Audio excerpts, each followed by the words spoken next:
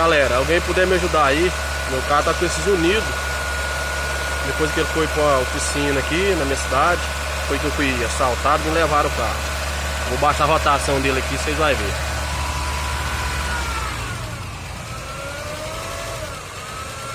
Aí esse é um barulho, ele tá por essa região aqui, a parte de alternador. Não sei se tem alguma coisa a ver. O que foi trocado nele foi trocado uma bomba de óleo hidráulico. Não sei se tem alguma coisa a ver. Vira a direção, às vezes ele faz barulho também. Vira a direção aí pra mim.